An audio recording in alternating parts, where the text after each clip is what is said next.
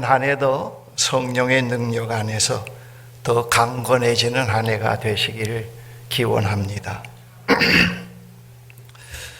지난 주간 CBS 교계 뉴스 시간에 매우 이색적인 반환 소송 사건을 보았습니다. 오랜 기간 이단 사이비 집단 신천지에 빠졌던 사람들이 거기에서 나와 신천지 피해자 연대를 만들어 청춘 반환 소송을 법원에 제기했습니다.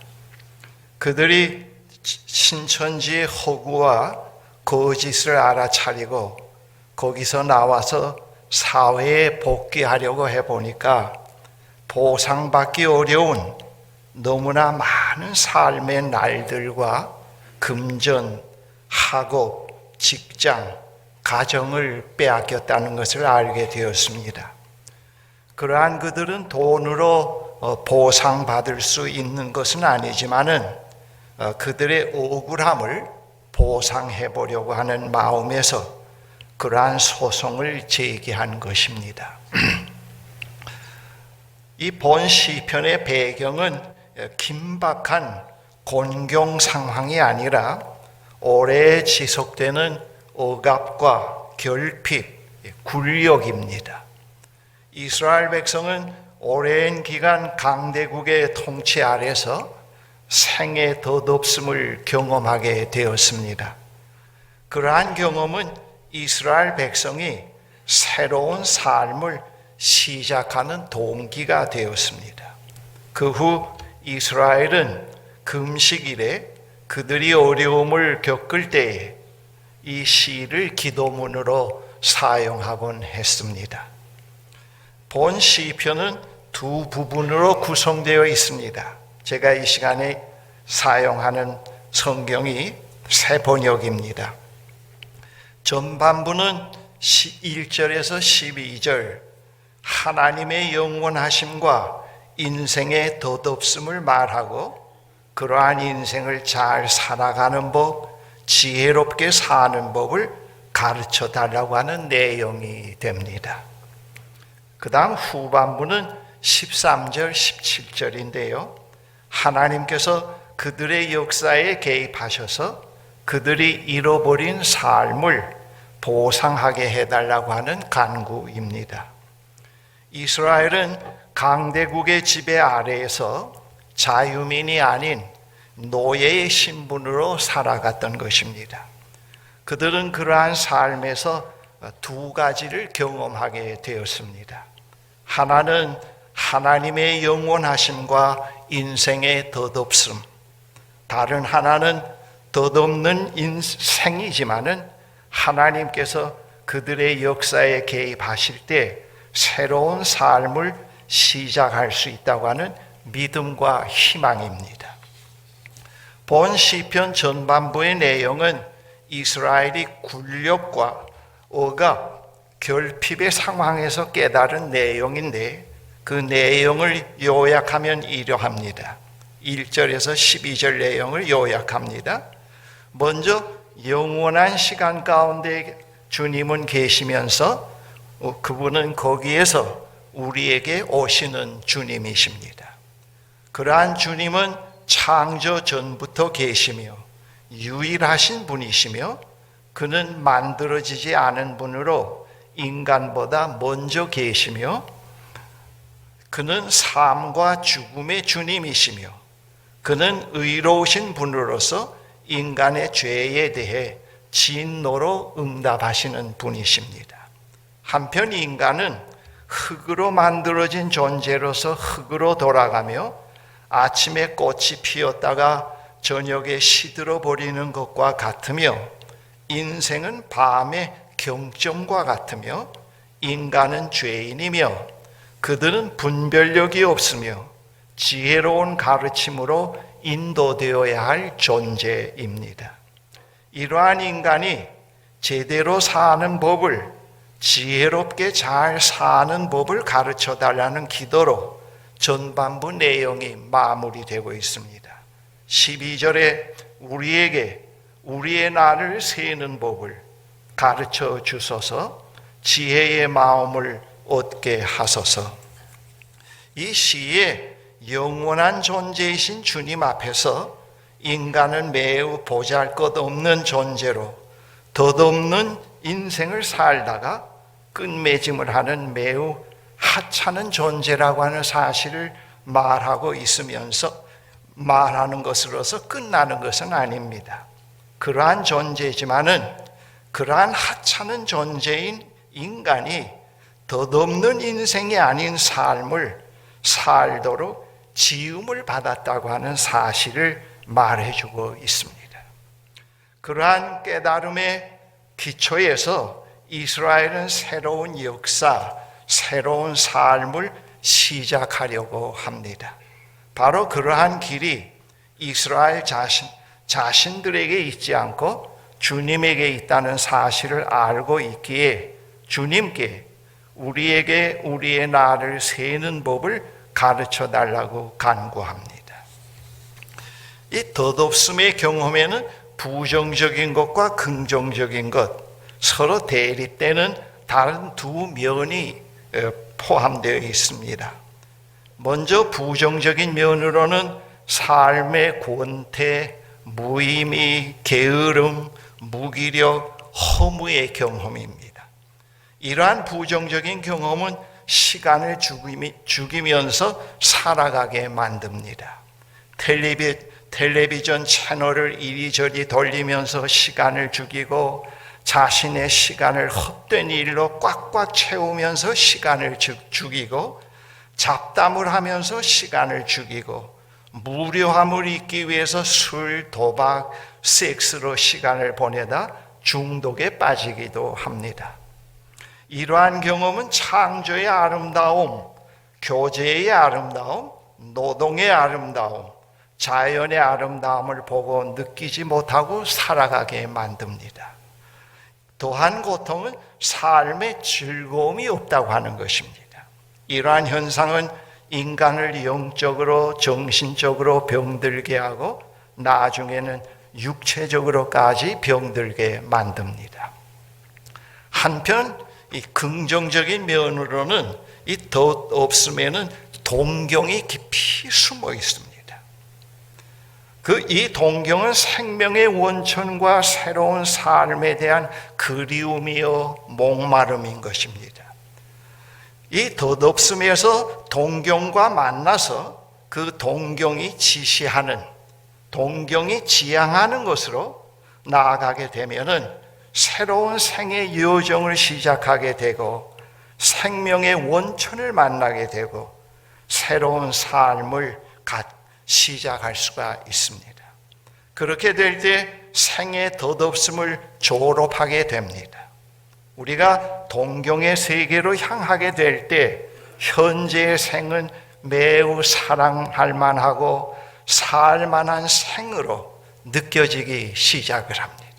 바로 이스라엘은 그 오랫동안 억압과 굴욕 속에서 깊은 허물을 경험하는 가운데서 부정적인 면을 경험하지 않고 아주 긍정적인 면과 대면을 하게 된 것입니다. 그리고 이러한 그 긍정적인 면은 현재 일상에서 자연의 아름다움, 교제의 즐거움, 노동의 즐거움, 삶의 새로운 맛을 경험하는 사랑을 배우게 됩니다. 본 시편은 생의 덧없음의 경험에서 새로운 삶으로 나아가는 이스라엘 백성들이 드리는 기도문입니다. 생의 덧없음에는 역사를 새롭게, 인생을 새롭게 시작할 수 있는 길이 숨겨져 있다고 하는 사실을 이 시편에서 말하고 있습니다. 덧없는 인생이지만 아침에 아름다운 꽃을 피웠다가 저녁에 지는 것과 같이 짧지만은 아름다운 꽃을 피워 그 모습으로 창조주의 아름다움을 보여주는 몫을 할 수 있는 의미 있고 가치 있는 일로 생을 살 수 있도록 창조되었다고 하는 사실을 여기서 말하고 있습니다. 이 시편을 잘못 읽으면 허세가 허무의 시로 우리가 받아들일 수 있습니다마는 그것은 아닙니다. 이 시편에는 수명이 길다고 다 좋은 것이며 건강하다고 다 축복이요 부자라고 다 복받은 생은 아닙니다.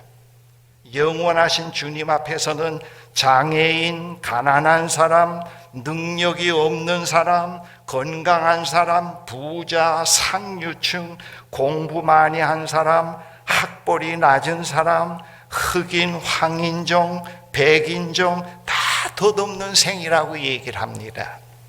문제는 그들이 그러한 사실을 깨닫고 알고 그러한 생을 잘 사는 지혜를 깨달으며 사느냐 그렇지 않느냐 하는 것이 문제라고 하는 것을 이 시편에서 말씀합니다.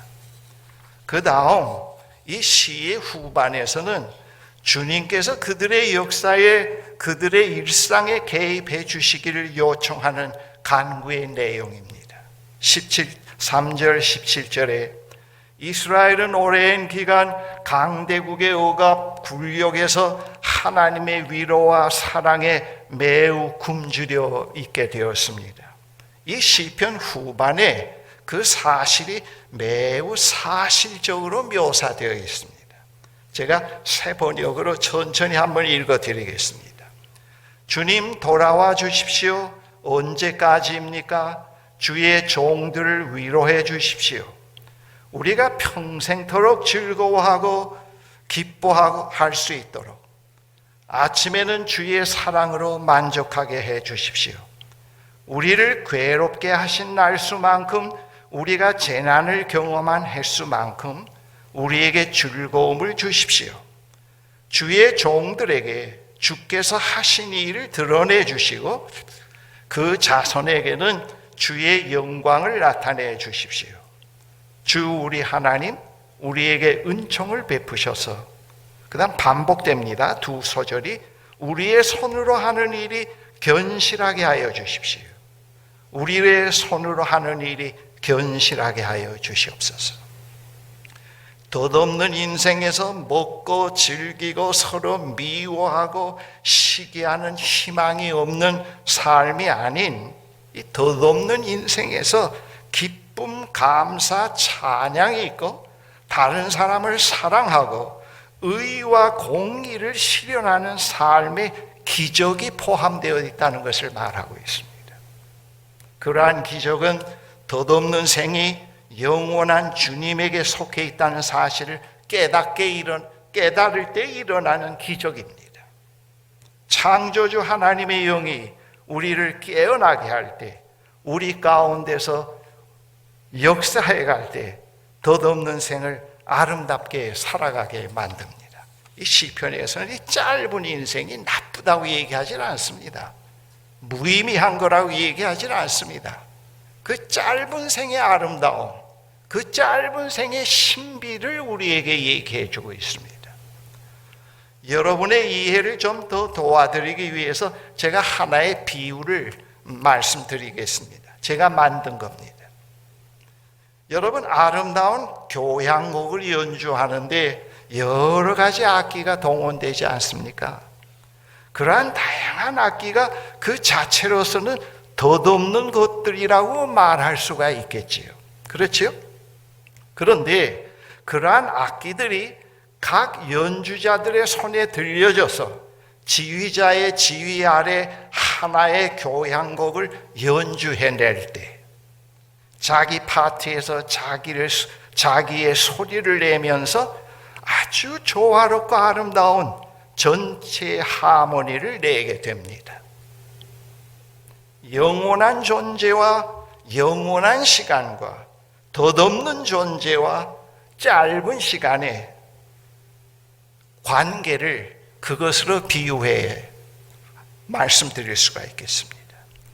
우리의 생이 매우 덧없는 것이지만은 그것이 만물을 새롭게 하시는 우주의 교향곡을 지휘하시는 하나님의 연주에서 자기 본래의 고유한 파트의 역할을 수행해 갈 때 덧없는 생의 의미와 가치가 드러나게 됩니다. 그때에는 덧없음이 크게 문제가 되질 않습니다. 짧은 한순간을 즐겁게 살아가다가 영원의 시간에서 한순간을 마치는 것으로서 자족합니다. 이 짧지만은 덧없음에서는 삶이 지루하고 답답하고 그렇습니다만은, 그러나 이 영원의 시간 속에서는 이 짧음이 상당히 의미 있고 충만하고 지루하지 않게 된다는 신비를 갖고 있습니다.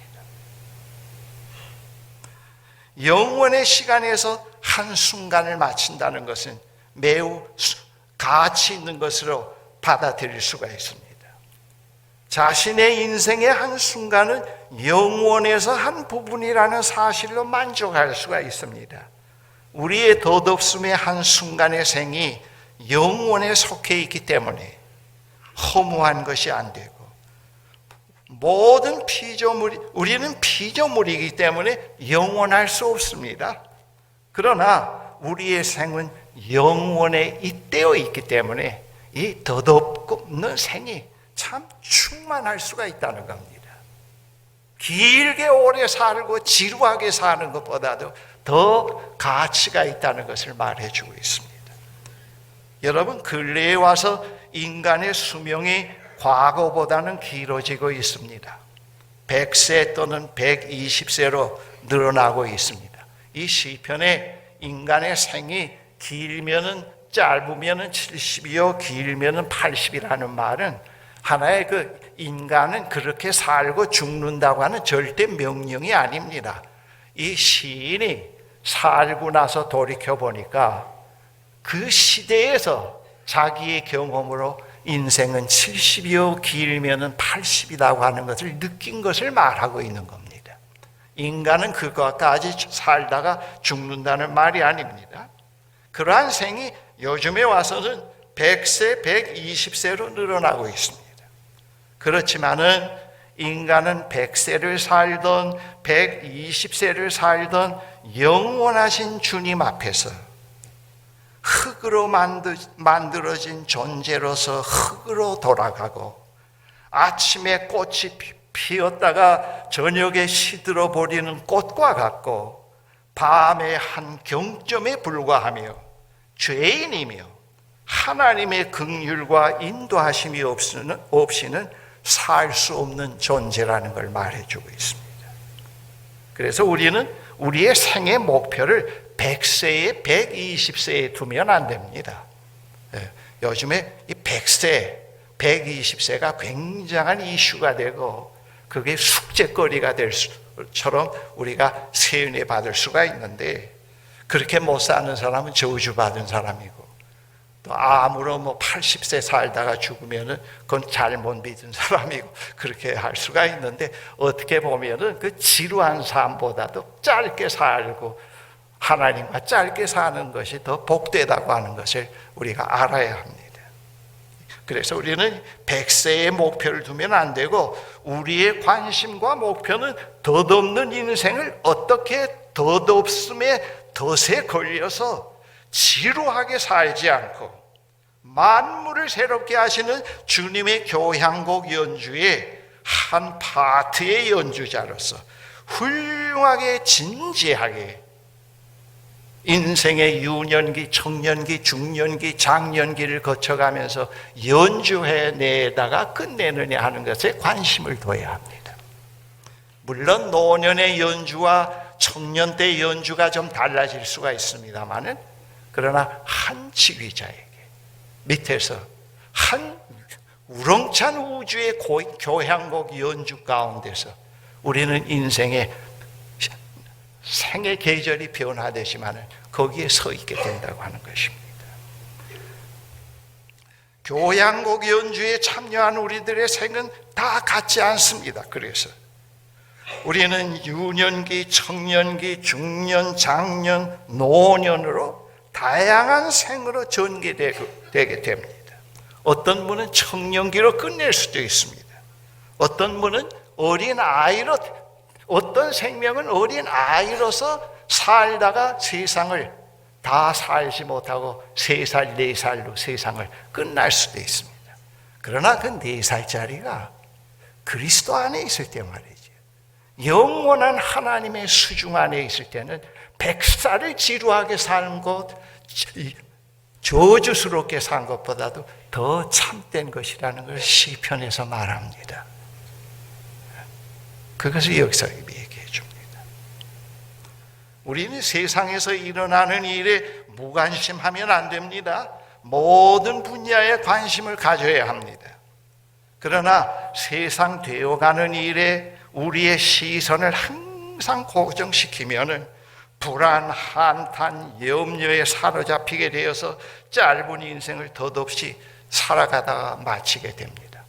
우리나라를 국한시켜서 항상 청와대만 바라보고 항상 김정은만 바라보면 인생을 참 힘듭니다. 지옥입니다. 우리는 관심은 갖고 기도는 하되 우리의 생은 그렇게 살아가면은 우리는 덧없음에 덧에서 풀려날 수가 없습니다. 하나님이 허락하신 창조의 선물을 우리가 살아낼 수가 없습니다. 그렇게 살아서는 세상을 나아지게 할 수가 없습니다.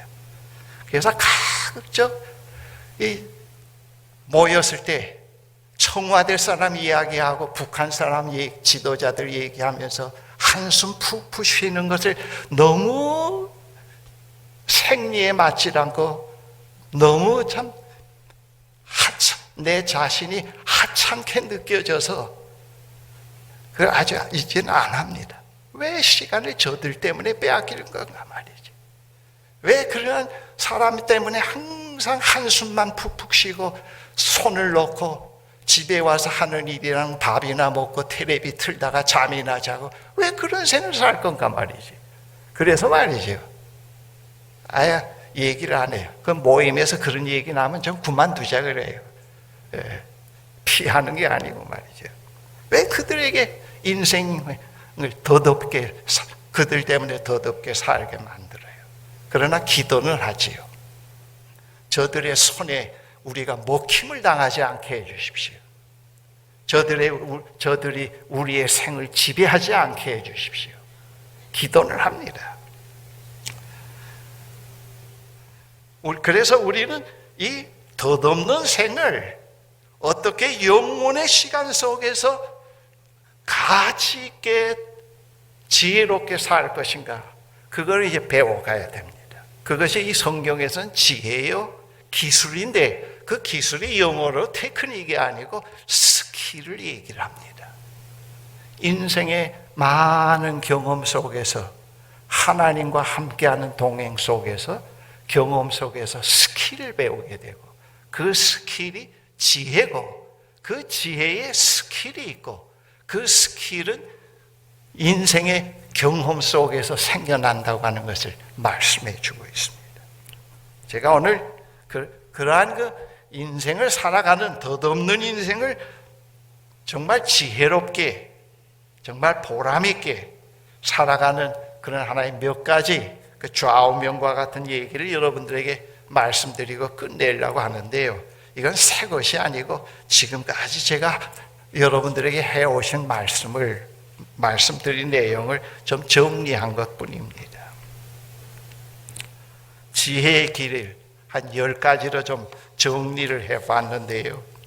이것을 여러분들이 금년 한 해 동안 이것을 좀 잘 익혀보면은 제 이야기가 많이 수긍이 될 거라고 봅니다. 그 임 목사가 돌팔이는 아니었구나. 아마 그렇게 고개를 끄덕일 수가 있습니다.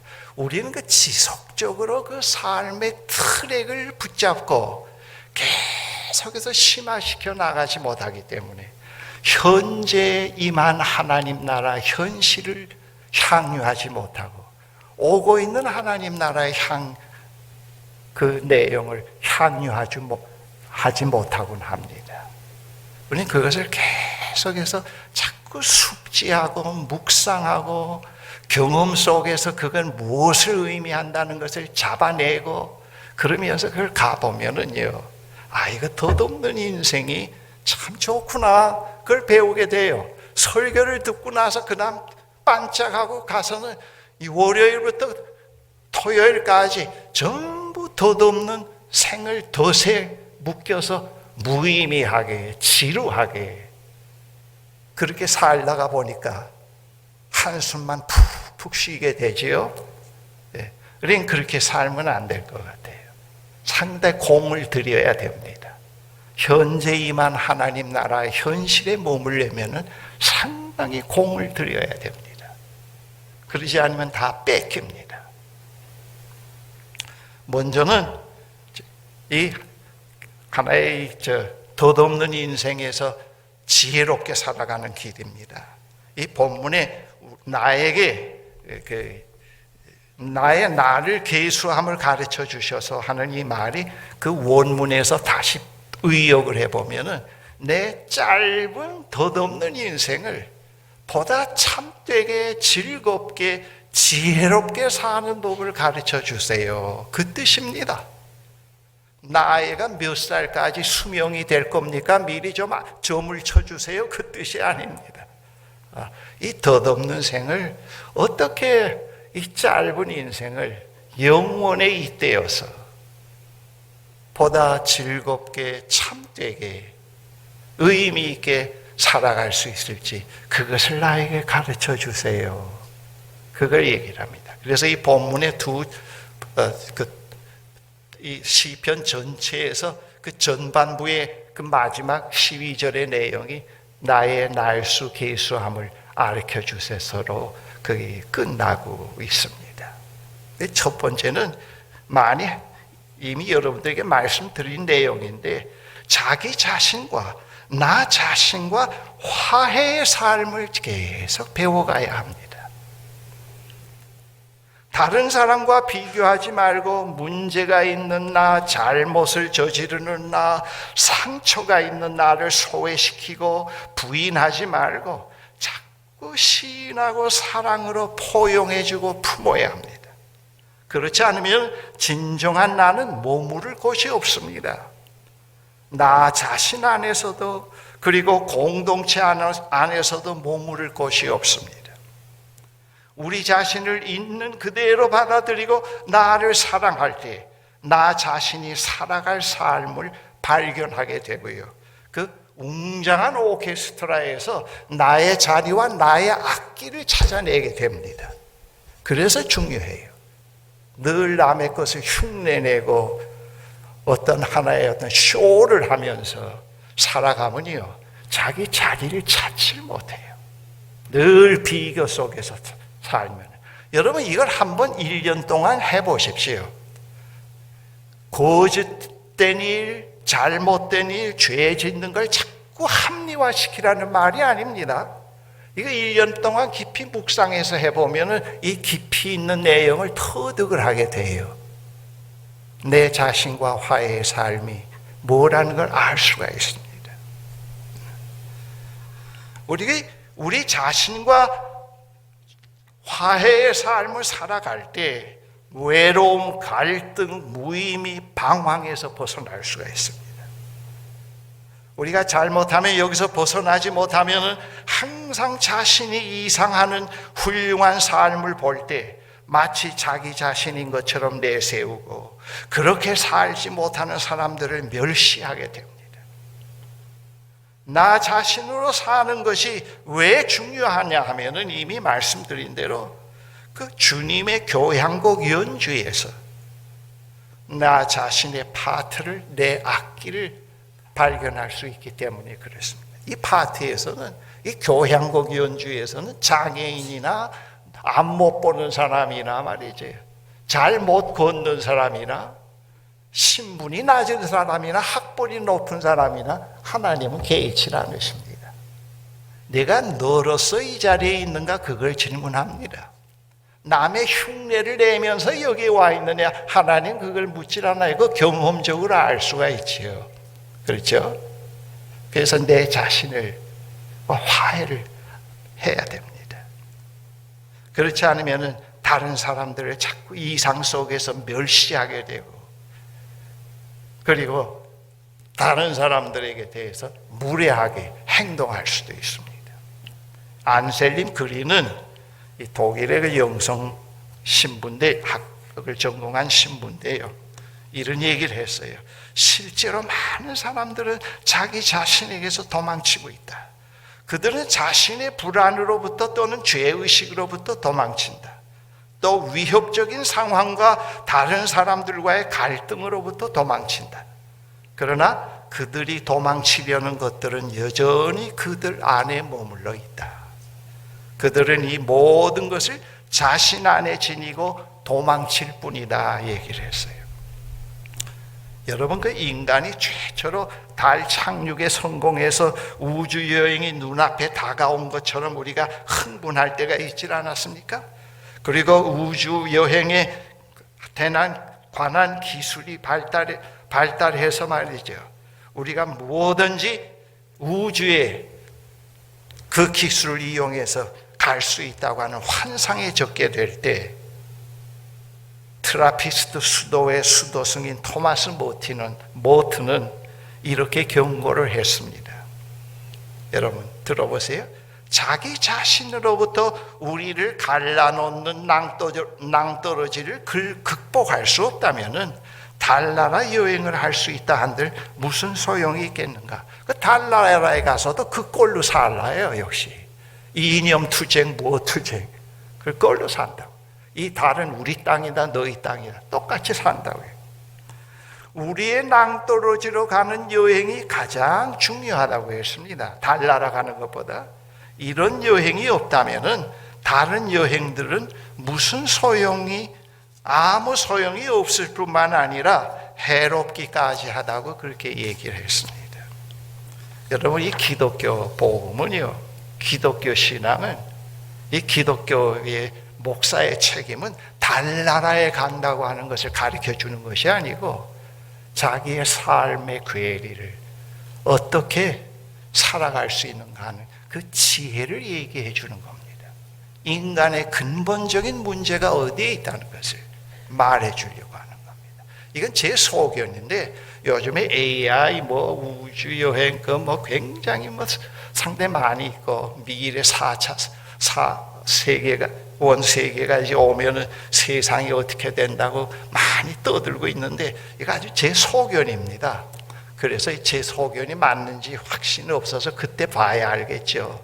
그래서 아직 발표는 못하고 있습니다, 학회에. 이게 다 자기와 멀어져 있는, 진정한 덧없는 인생을 사는 길을 체험적으로 갖지 못한 인간들이 갖고 있는 하나의 몸부림으로 보여져요. 몸부림으로 보여져요. 물론 생활에 편리한 점은 있겠습니다. 요즘 금년부터는 75세 난 노령 사람에게는 2시간 교육을 받고, 그전에는 5년, 10년 주던 자동차 갱신 면허를 3년으로 준다고 합니다. 그래서 제가 제 아내에게 말이죠. 이거 참, 운전을 못하면 이거 어떡하지? 기사도 없이. 그랬더니 내 아내가 하는 얘기가, 걱정 말라고. 앞으로는 운전자 없는 차가 나오니까 걱정 말라고. 그렇구나 하고 그 염려를 내려놓게 됐습니다. 네. 둘째는 일상의 삶을 즐기며 살아가는 것을 배워야 됩니다.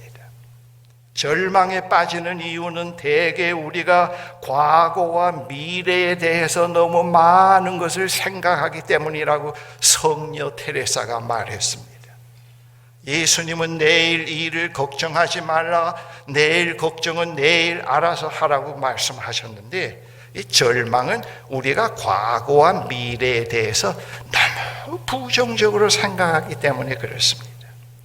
우리가 일상을 즐겁게 살지 못하는 이유는 염려, 불안, 절망에 우리 자신을 완전히 위탁시키기 때문에 그렇습니다. 저도 절망, 위로, 외로움 그걸 느껴요. 그러나 제 내면 깊이 존재의 밑바닥에는 부활하신 주님과 내가 함께 있기 때문에 그 기반을 흔들어 놓고 그 기반을 깨트릴 수 있는 것이 전혀 없네요. 불안도, 염려도, 죽음도 그냥 느낄 뿐이에요. 사로잡히진 못해요.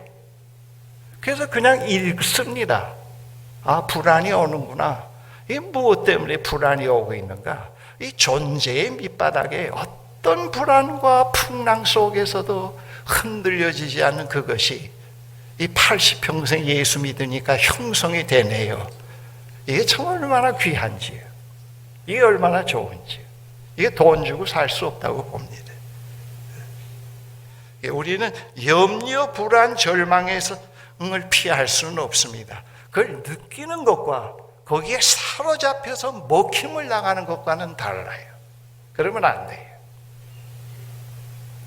그래서 우리는 일상의 삶을 즐기며 사는 법을 배워야 되는데, 그래서 우리는 염려, 불안, 절망, 분노, 갈등을 있는 그대로 느끼는 대로, 맨 밑바닥에는 잔잔함이 있기 때문에 느끼는 그대로 그 느낌을 자꾸 없애야 하려고 싸우질 말고 그것을 느끼는 대로 밑바닥에 잔잔함이 없고 전부 밑바닥부터 전부 해일이 솟구쳐 오르는, 해일에 바닷물이 솟구쳐 오르는 것처럼 되더라도 그 순간에 그대로 가지고 하나님 앞에 갖고 나아가곤 해야 됩니다. 하나님 지금 매우 불안하네요. 지금 매우 힘드네요. 미움이 가득 차고 분노가 나를 몹시 괴롭히고 있네요. 잠이 오지 못할 정도로 고민이 생기네요. 보시옵소서. 우리가 자꾸 그런 훈련을 기도로 해야 돼요. 그것을 다스릴 수 있고 요리해 갈 수 있는 스킬이요. 벌써 우리 예수 믿는 사람들에게는 벌써 있어요. 예수 믿는다고 불안, 허무, 초조해서 면제받지는 못합니다. 이 세상 속에 살기 때문에. 우리가 그걸 배워야 돼요. 우리는 불안을 수다로 해결하려고 그러고 염려를, 허무를 빨리 책을 몇 자 읽어서 그 책으로 임시 도피하려고 하니까 평생 그 불안과 염려와 고뇌에서 해방되질 못하지 않아요. 똑같은 인위적인 방법으로 자기는 불안이 없어야 된다는 거예요. 미움도 없어야 된다는 거예요. 그거 불가능해요. 그러나 존재 밑바닥에 어떤 불안과 어떤 폭풍과 염려와 근심과 미움도 죽음에 대한 두려움도 침투할 수 없는 그것이 생겨요. 거기서 우리는 객관화시켜 볼 수가 있습니다. 그런 걸 우리가 배워가야 돼요. 그 다음 세 번째는 의미 있는 삶을 찾아다니지 말고 현재 자기가 하는 일에 의미와 가치를 부여할 수 있어야 됩니다. 이게 아주 중요해요. 우리 주변에는 의미 있는 일을 찾아서 평생 방황하는 사람이 얼마나 많은지 모릅니다. 그러면서 자신을 매우 수준 높은 사람이냐 다른 사람을 하찮게 바라보는 사람들을 만나볼 수가 있습니다. 그러한 사람은 자신을 속이는 사람입니다. 그러한 사람에게는 어떤 일도 바람직하고 가치 있는 일로 만들어갈 수 있는 능력이 없습니다. 그러나 진정한 자기 자신으로 살아가면서 일상을 살아가는 사람은 어떤 일을 하더라도 의미 있게 하며 함께 일하는 동료들에게도 의미와 기쁨을 부여해 줍니다. 그러한 사람들은 삶의 의미를 독점하려 하지 않습니다. 무슨 일을 하더라도 창조적으로 멋있게 해나갑니다. 심지어 외양간 청소하는 일까지도 남이 부러울 정도로 해갑니다. 제가 한 2개월 가까이 제 아내의 다리를 다쳐서 졸지에 전업 부부 노릇을 지금 하고 있는데요. 하루 3끼가 왜 그렇게 빨리 돌아오는지요. 아이고, 아침 먹고 치웠다 하면 벌써 점심 먹고 설거지를 했고 청소 좀 했다고 하면 벌써 저녁이고 말이죠. 너무 빨라요. 그런데 제가 여기서 상당히 중요한 것을 몇 가지 터득했어요. 지금 제가 이 전업주부 거의 2개월 정도 가깝게 해오고 있는데 상당히 내 아내보다도 상당히 멋있게 하고 있다고 해요. 그리고 식탁도 내 아내가 식사할 때보다도 더 풍성하다고요. 물론 여러분들이 많이 갖다 주어서 디스플레이 하긴 합니다만 그렇다고 뭐 가져오라는 건 아니에요. 자꾸 여러분들 너무 남아서 자꾸 버리게 되니까 자꾸 가져오지 말라고 합니다. 그런데요, 무슨 일을 하더라도 창조적으로 의미와 가치를 부여해서 할 수 있다고 하면은 이게 참 좋아요. 그 하나님 나라 아닙니까? 그렇죠? 거기서 오고 있는 하나님 나라를 우리가 볼 수가 있습니다. 이야, 이거 목사가 말이지, 이 마누라 뒷바라지만 해주고 괜히 결혼을 했구만 말이지요. 뭐 그럴 수도 있잖아요. 그건 아니죠. 그건 아닙니다. 그 다음에는 넷째로 다른 사람과 깊이 있는 우정을 자꾸 쌓아가야 됩니다. 표면적으로 거칠애로의 관계가 아니고요. 어떤 사람의 경우 함께 일하는 동료를 모두 경쟁자로 만드는 사람을 볼 수 있습니다. 누구와도 화목하지 못하는 사람이 있습니다. 그러한 사람들에게는 다른 사람에 대한 비판이 많고 다른 사람에 대한 시기와 질투로 가득합니다. 그러한 사람은 항상 따돌림을 당하게 되고 외톨이가 됩니다. 그는 다른 사람에게 자신만을 믿고 따르게 하려고 다른 사람을 비판하고 믿지 못할 사람으로 전부 세뇌시키곤 합니다. 그건 상당히 잘못된 겁니다. 그리고 어떤 사람은 자신을 항상 위대한 사람으로 남에게 보여서 다른 사람의 존경을 받으려고 하지만은 그것도 허상입니다. 진정한 우정은요, 자신을 있는 그대로 드러내 보이면서부터 시작이 돼야 됩니다. 항상 감추고 체하고 나는 너보다 낫다고 하는 데서는 우정이 성립이 안 됩니다. 많은 군중 속에서도 늘 고독하고 피곤하고 옆에 친구가 있어도 고독합니다. 그렇게 되면 안 돼요. 진정한 우정은 자신을 있는 그대로 보이면서 신실함, 가식 없이 나눔, 격려, 서로의 위로에서 맺어지는 겁니다. 다른 사람과 화해의 삶을 살지 못하는 사람은 자신과 불화 가운데서 사는 사람입니다.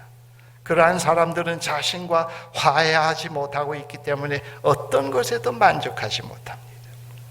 여섯째는요, 사랑을 얘기를 하지 말고 어떤 자기의 인기를 위해서 도구로 이용하려고 하지 말고 진심으로 다른 사람을 용서할 수 있고 다른 사람의 부족한 점을 이야기거리로 삼지 않고 오히려 도와주고 격려해 줄 줄 알고 다른 사람을 심판하지 않고 판단하지 않고 다른 사람을 자꾸 일으켜 세우고 다른 사람의 삶을 일깨우고 다른 사람을 축복해 주는 그런 삶을 배워가야 됩니다.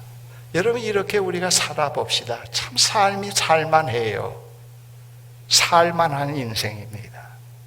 보기 싫은 사람만 늘 있고 항상 벽을 쌓고 피상적으로 시니컬한 이야기로 자기를 가리우게 되고 그러면요, 인생은 산만한 것이 못 됩니다.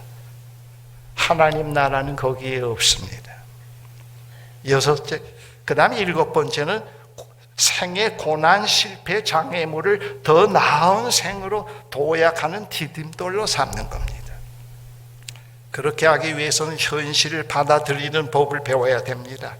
위기를 기회로 만들어가고 상처를 진주로, 노화를 받아들이고 죽음을 받아들이고 변화를 받아들일 수 있는 그런 훈련을 자꾸 해가야 됩니다. 여덟 번째, 언제나 나 자신은 되어가는 과정에 있다는 것을 받아들여야 됩니다. 어느 순간도 이 정도면 됐다고 하는 착각에 빠지지 말도록 그러한 삶을 위해서 현재를 단정하지 말고 미래로 열어놓아야 합니다. 언제나 나는 하나님의 길들임 가운데 있다는 사실을 인정하고 성령의 인도하심에 자신을 자꾸 위탁하고 순종해가는 삶을 배워가야 합니다. 여러분, 이 신앙이요, 여러분 영성 훈련 속에서 그걸 경험한 분이 계실지 모르지만 처음에는 자꾸 논리로 머리로 의식의 회전으로 하기 때문에 참 신앙이 늘 생각으로 만들어가기 때문에 피곤해요.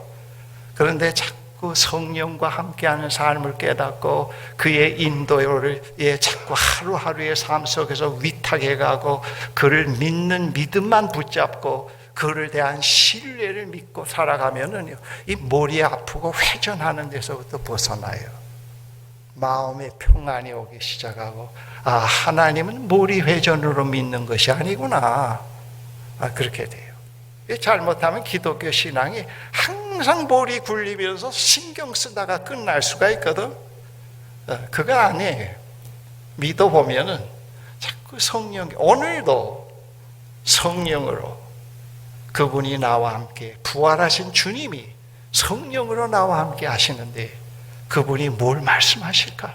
오늘도 그분의 인도를 내가 따르겠다고 하는 결심뿐이에요. 뭘 만들어내고 계획을 세우겠다고 하기보다도 신뢰가 깊어질수록 계획이 자꾸 없어지네요. 이게 신비거든. 그렇다고 앞이 닫히는 건 아니고 말이지. 그리고 그분을 믿게 돼요. 그분을 신뢰하게 돼요. 그 다음에는 9번째는 하나님의 백성인 우리들은 우리의 생의 우선순위를 언제나 그 나라와 그 의를 구하는 이 일에다가 두어야 합니다. 그러지 않으면 늘 에고의 감옥에 갇혀서 언제나 자기의 이익을 챙기는 데다가 두면은 절대로 안 돼요. 절대로 안 돼요. 제가 지난번에 그저께인가요 우리 모세골 안에서 교역자들도 우리 형제 자매들 함께 사는 분이 조금 나와서 얘기해 달라 그래서 유 목사님이 안 계셔서 잠깐 나가서 얘기를 했습니다. 이제는 그 자녀들도 다 들어와 있지 않습니까? 그래서 어떤 사모님이 저에게 이 가정의 자녀들과 양육하는 일과 이 공동생활을 어떻게 해 가야 할지 상당히 부담이 된다고 좀 얘기해 달라 그랬어요.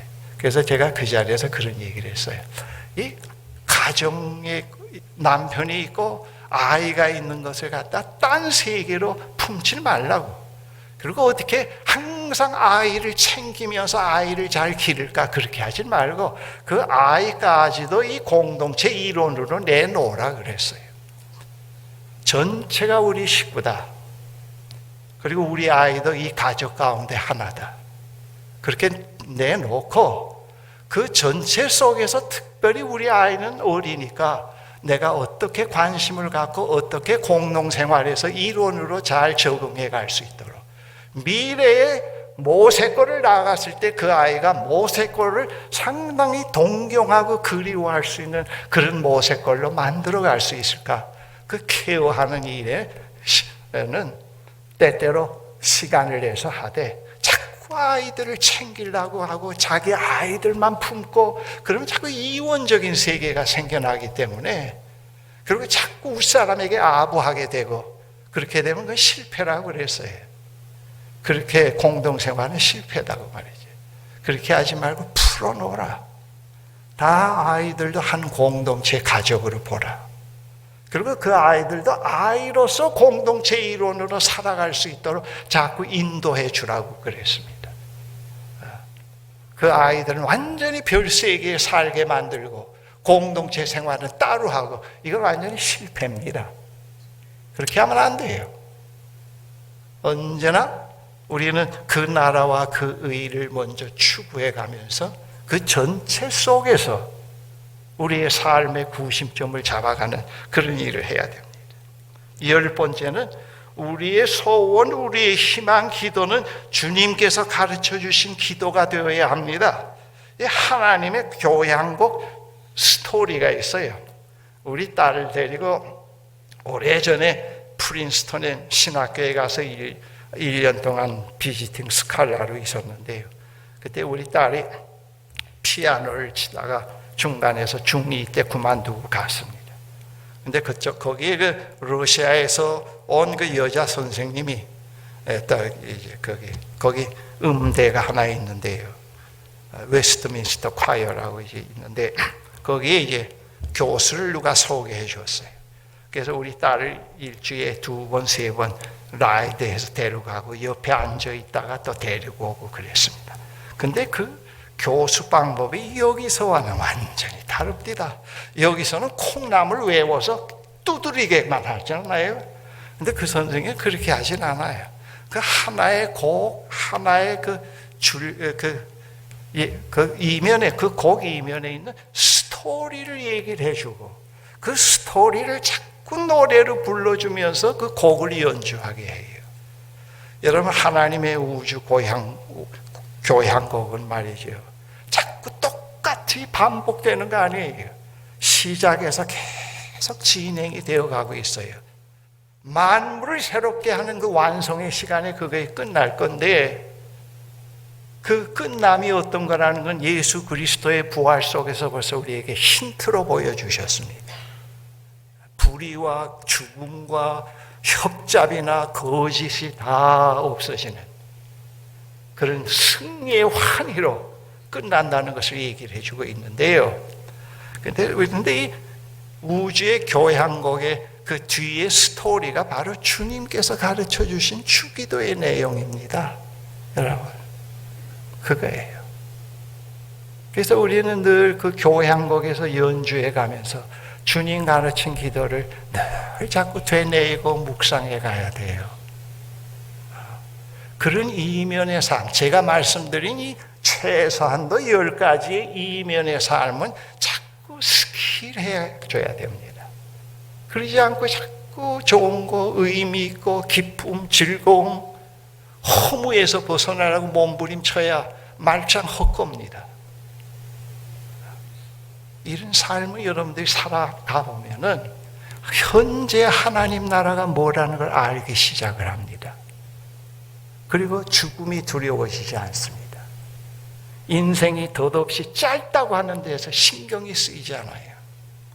이 짧음이 영원에 잇대어 있기 때문에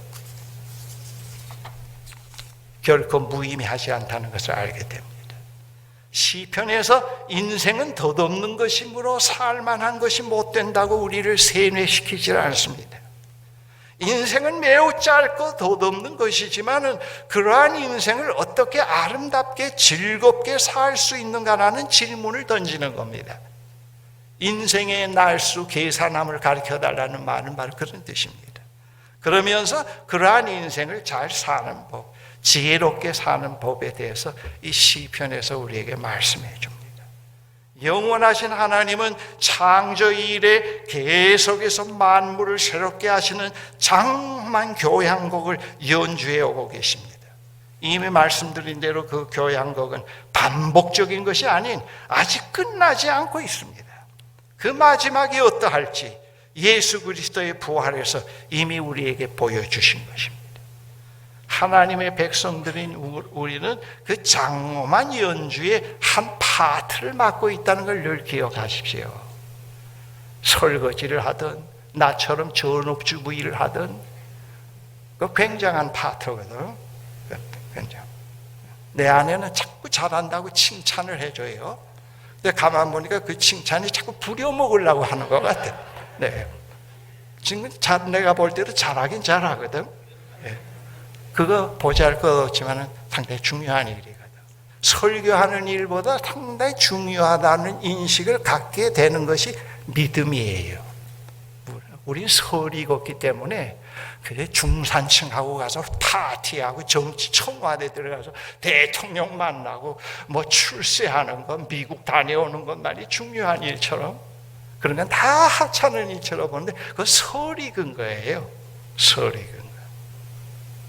우리의 일상의 삶 속에는 너무 소중한 것, 살만한 것, 할 수 있는, 해볼 만한 일들이 우리에게 가득 차 있습니다. 예수 그리스도의 부활은 최종적인 이 심포니가 결론이 뭐라는 걸 우리에게 말씀해 줍니다. 제가 말씀드린 10가지는 하나님의 연주에 참여한 우리들이 항상 숙지하고 묵상하고 지켜야 할 연주자의 삶의 지혜요 동시에 스킬입니다. 우리 기독교인들은 너무 스킬이 없잖아요. 그저 착하고 고지식 하면 된다고 생각하니까 이 못대가리들이 없잖아, 삶에. 예. 언어의 아름다운 스킬, 매너의 아름다운 스킬, 다른 사람들의 환심을 얻기 위한 것이 아니고 말이죠. 그런 자기가 자기로서의 그런 삶을 개발해 나갈 수 있는 자유함, 이게 참 필요하거든요. 그러한 삶에 하나님 나라의 현재가 있고 그러한 삶에서 오고 있는 하나님 나라를 맞이할 수 있습니다. 예수 그리스도는 덧없는 생을 매우 고귀한 생으로 살도록 길을 마련해 주신 분입니다. 그래서 그분은 길이요 진리요 생명이 되는 것입니다. 여러분, 이 금년 한 해는 매우 중요한 한 해입니다. 우리나라적으로도 그렇고 세계 정세, 우리 개인으로도 그렇고 우리는 금년 한 해에 또 우리 홀로가 아니고요, 이 덧없는 생을 살아가야 되는데 이 덧없는 생을 어떻게 지혜롭게 잘 살 수 있을까? 이게 큰 우리의 명제입니다. 거기에 이 시편에서 우리에게 해답을 줍니다. 제가 우리 모세걸 여러분도 아시다시피 그 10주년 되는 해에 강 목사님 오시고 다 내주고 시간 여유가 많아서 이제는 무엇을 좀 더 깊이 생각해 볼까 해서 이 시편을 손대기 시작했어요. 그리고 신학교 때 배운 히브리어 교본을 다시 사서 좀 익혀가기 시작을 하면서 해보기 시작을 하니까 이 목사 초년범 때 봤던 시편이 아니네요. 이거 시편을 모르고 죽었더라면 후회될 뻔했구나 말이죠. 그렇게 생각이 되네요. 무한한 지혜와 길이 있네요. 덧없는 인생을 덧없이 살 수 있는 진가가 여기에 포함이. 이거 없이는 우리가 하나님 나라 백성의 진가를 알 수가 없어요.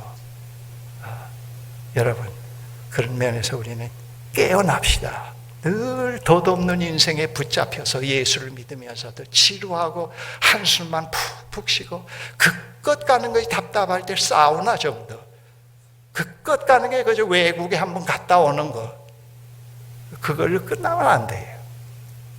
더 중요한 본질의 삶을 우리는 파고들어야 됩니다. 기도하십시다. 전능하신 하나님, 2019년도는 또 우리에게 귀한 선물입니다. 이 19년도도 18년도와 같이 우리는 덧없는 인생, 매우 짧은 인생을 살아가는 한 해가 될 겁니다. 그러나 이 덧없는 인생은 영원에 잇대어 있기 때문에 1년, 금년 한 해 1년은 매우 소중하고 매우 귀중합니다. 덧없이 살지 말게 해주십시오. 덧없는 덫에 걸려서 늘 불안과 염려와 한숨과 무의미 속에 시달리지 않게 해주십시오.